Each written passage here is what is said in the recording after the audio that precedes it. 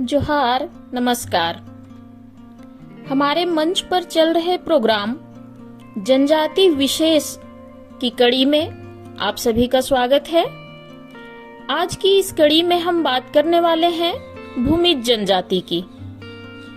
तो आइए जानते हैं जनजाति भूमिज को। भूमिज शब्द का सरल अर्थ होता है भूमि से उत्पन्न अर्थात भूमिपुत्र। प्रारंभ में कृषि को ही मुख्य पेशा बनाने के कारण ही शायद यह नामकरण हुआ हो। पहली जनगणना 1872 में भूमिज चुआर शीर्षक से रखे गए हैं। पहली जनगणना में किसी और जाति या समुदाय के लिए चुआर शब्द का प्रयोग नहीं किया गया है। भूमिज जनजाति ये मुख्य रूप से पश्चिम बंगाल, उड़ीसा और झारखंड में रहते हैं। बिहार और असम जैसे राज्यों में भी इनकी थोड़ी बहुत आबादी है। बांग्लादेश में भी अच्छी खासी आबादी पाई जाती है। झारखंड में बंगाल, उड़ीसा के सीमावर्ती क्षेत्रों में ये बसे हुए हैं। झारखंड में इनकी अधिकतर आबादी पूर्वी सिंहभूम जिले में है। ये प्रजातीय रूप से मुंडा समूह में आते हैं और ये प्रोटो ऑस्ट्रोलाइड प्रजातीय समूह से हैं। ढालभूम में भूमिज का अच्छा संकेंद्रण है। इनकी भाषा भूमिज भाषा है। यह ऑस्ट्रो एशियाटिक भाषा है और ये लिखने के लिए ओल ओनम लिपि का उपयोग करते हैं। ये हिंदी, बंगाली आदि भाषा बोलते हैं। छोटा नागपुर पठार के निकट रहने वाले भूमिज अभी भी मूल मुंडा भाषा समूह से संबंध बनाए हैं, लेकिन पश्चिम बंगाल में रहने वाले भूमिज इन्होंने बंगाली को अपनी भाषा के रूप में अपना लिया है। इनके इतिहास के बारे में बात करें तो इनकी ऐतिहासिक पृष्ठभूमि अच्छी तरह से ज्ञात नहीं है। डाल्टन ने इन्हें कोलेरियन समूह का माना है। रिजले इन्हें मुंडा की एक शाखा मात्र मानते हैं जो पूरब की ओर बढ़ गई और फैल गई। झारखंड में इनकी कुल जनसंख्या 2,09,448 है, जो कुल आदिवासी आबादी की 2.4% है। इनका बड़ा भाग स्वर्णरेखा नदी के तट पर बसे हुए हैं। मानभूम के भूमिज दावा करते हैं कि उनका मूल व्यवसाय सैन्य सेवा था। ब्रिटिश शासन के दौरान एवं उससे पहले कई भूमिज जमींदार बन गए और कुछ ने राजा की उपाधि भी हासिल की। इनको सरदार कहा जाता था। इन्होंने कृषि अपना लिया है और कुछ छोटे मोटे व्यापार में लग गए और कुछ असम के चाय बागानों में जाकर बस गए। भूमिज मुख्य रूप से कृषक हैं। वे भी जंगलों में पक्षियों और जानवरों का शिकार करते हैं। भूमिजों की सामाजिक संरचना एकल परिवार, पितृसत्तात्मकता, बहिर्गमन और ग्राम समुदाय में वंशानुगत मुखिया की विशेषता लिए हुए हैं। भूमि क्षेत्र और व्यवसाय के आधार पर कई अंतर्विवाही समूहों में विभाजित हैं।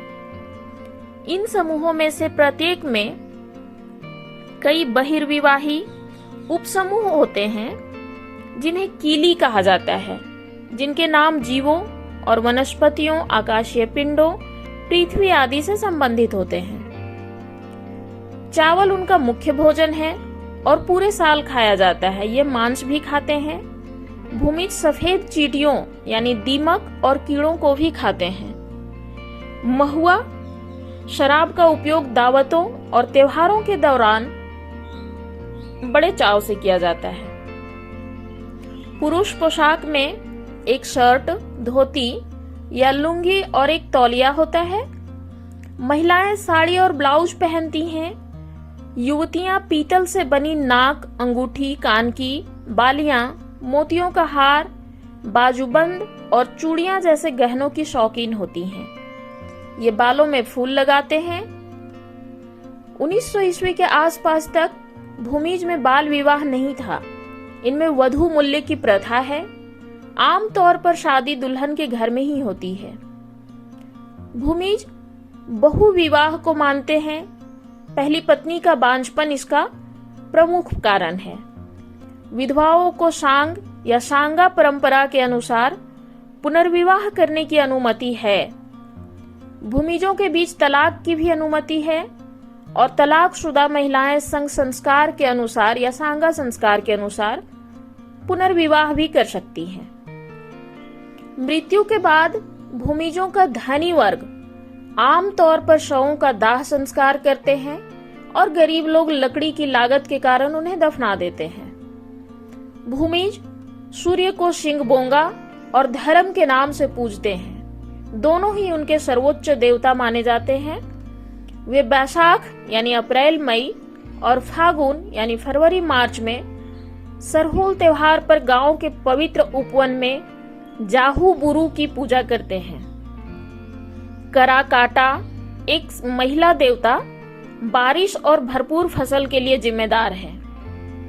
भूमिज बारिश और गांव के सामान्य कल्याण के लिए जेठ यानी मई जून में और आषाढ़ में यानी जून जुलाई में एक महिला देवता यानी पौरी देवी की पूजा करते हैं। चेचक से बचाव के लिए देवी अत्र की पूजा की जाती है। गांव की भलाई के लिए धूलिहा पूजा बैसाख में आयोजित की जाती है। भूमिजों का धार्मिक प्रधान को लाया कहते हैं। कुछ क्षेत्रों में ये नाया या देहुरी भी कहलाते हैं। गांवों में धार्मिक अनुष्ठानों को यही पूजा करते हैं। भूमिज सरना धर्म को मानते हैं और सरनावाद के आंदोलन में शामिल हैं। गांव का राजनीतिक प्रधान मुखिया या प्रधान होता है। कई गांवों या किल्लियों के समूह को मिलाकर पढ़ा का गठन होता है, जिसका मुखिया मानकी या परहा राजा होता है। कई परहा एक तरफ का गठन करते हैं, जिसका एक प्रमुख सरदार के रूप में जाना जाता है। ग्राम प्रधान, मानकी और सरदार को विशेष सम्मान और अधिकार प्राप्त था। गांव का राजनीतिक प्रधान मुखिया या प्रधान होता है। कई गांवों या किल्लियों के समूह को मिलाकर पढ़ा का गठन होता है। वे युद्ध कला, नृत्य, फिरकाल के लिए जाने जाते हैं। फिरकाल भूमिज आदिवासियों का पारंपरिक युद्ध नृत्य है। आदिवासियों के बीच उनके युद्ध कला को प्रदर्शित करते नृत्य श्रृंखला के बीच अंतिम अवशेषों में एक है। गुजरते वर्षों के साथ काफी बदलाव भी इसमें आए हैं, लेकिन अभी तक नृत्य का सार जिंदा है। जनवरी के मध्य में मकर संक्रांति के अगले दिन अखैन यात्रा के दिन फिरकाल नृत्य किया जाता है। प्राचीन परंपरा ग्रामीण शिकार करने से पहले पूजा करते थे। इसे केरल के कलारी पट्ट्युट से भी पुराना और चीन और जापान के मार्शल आर्ट रूपों से पुराना माना जाता है। फिरकाल अभी भी एक जीवित मार्शल आर्ट आधारित नृत्य शैली है, जो मुख्य रूप से झारखंड के भूमिज जनजातियों द्वारा किया जाता है। ये थी प्रमुख बातें जनजाति भूमिज की। धन्यवाद।